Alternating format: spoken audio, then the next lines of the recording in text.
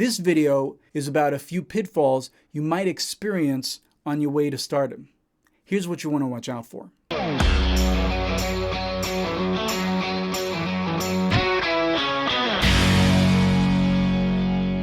If you've seen my first video, 5 Things I Wish I Knew Before I Started, you may remember me talking about having a band agreement. So let's talk about how important that is. Look, it's not just bands that need to discuss these things. Everyone needs to talk about these things. It's one of the most common reasons why artists' careers get nipped in the bud. It's one of the most common reasons why relationships end. You gotta talk about the hard stuff. It's a band agreement. Think of it as an understanding between people. It's important to always have a line of communication and understanding between people, and even more important, to have that communication understanding in writing when it comes to business. Now, you may just be having fun, writing songs and performing with your friends, and if that's all you're doing, don't worry about a band agreement. Just agree to have fun. But if you're trying to make more of it, like a career, if you guys are hoping to blow up, you really got to talk about the business details. One of the first bands and only bands I've ever been a part of ended because we finally got some success. We'd been working for so long, writing, recording, rehearsing, performing, months and months on end.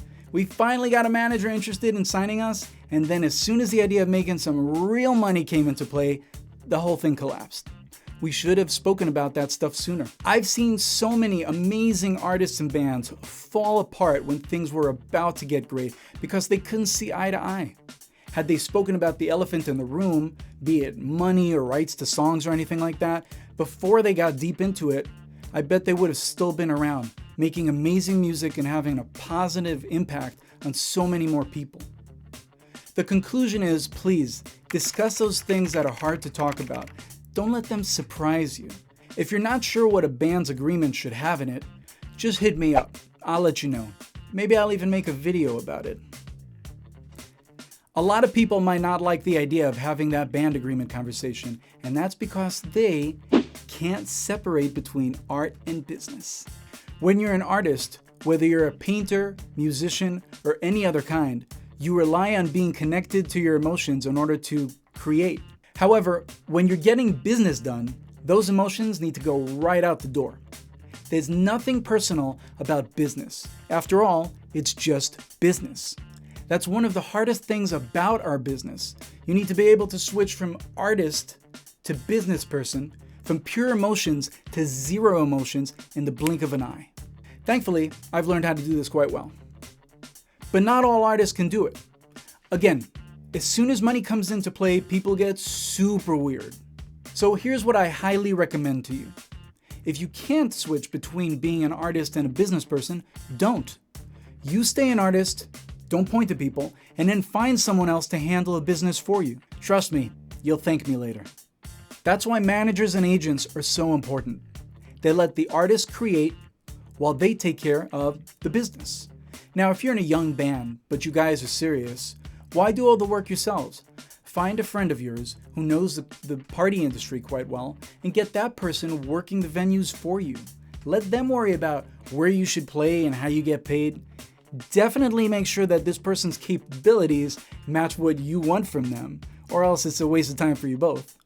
But you just worry about writing great songs and being amazing on stage and let them do the other stuff. I was in a band once where at a certain point, I put my foot down and said, listen, I love you guys, you're my band, but I have to get paid for my work. I'm trying to leave Guitar Center and do this music thing full time. I don't want to work there forever. They didn't like my attitude too much at the time. They didn't see me as much of a team player. Years later, after these talented musicians had to leave the music industry, I met up with them while I was on tour with Smash Mouth, and they were kind enough to tell me, we should have listened to you back then. You were right. Look, it's definitely not all about money, but if you don't pay attention to the money details and just hope for the best, the chances of getting screwed are exponentially higher. My conclusion again is, you've got to be able to separate your art mind from your business mind in order to create a viable, lucrative business. The last thing that I've seen artists do which caused them to fail is actually what they didn't do. They were looking to be discovered without putting in the work. I remember an artist I knew back in the day, every so often he'd tell me to listen to his new song and then proceed to play me a few chords with some melody over it. And I'd be thinking, wait, that's it? Months had gone by and that's all you've got? And you want to get signed? For what? A few chords and a melody with no lyrics? Look, there's nothing wrong with writing parts of songs every few months and being creative. If that's what you do and you're happy with that, well, more power to you. But if you're seriously looking to make a career as a creative artist, you've got to put in the time. If you want to write songs, then work that muscle. Go to writing classes. Get more and more experience under your belt. Write with people. Learn how to be better at your craft. Same deal if you want to be a drummer or a singer. You've got to put the time in. I'm not saying you won't get lucky. You just might. But if you're waiting around to win the lottery, your chances are super slim. That's just reality. If you put in the work, your odds of success get greater and greater. Now, when I say work, I'm not just talking about learning how to play fast and play well. I'm talking about putting the time in to analyze other musicians, learn the business side of music, learn to perform if that's something you want to do, learn to record, to produce. These days, maybe even learn how to edit your own YouTube videos. Whatever you call success, figure out what is needed to get there. Maybe even ask a pro, as I mentioned in my last video. They can help you understand what the pros and cons are and what might be needed in order for you to get to your goal, whatever that may be. I hope this video helped you. Please don't forget to comment and hopefully like and subscribe. See you again next week.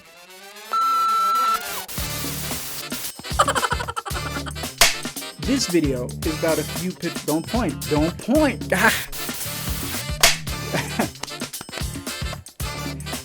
When you're an artist, whether you're a painter or say it right, you rely on being connected to your emotion. What? Why do all the work yourselves? Find it, friend.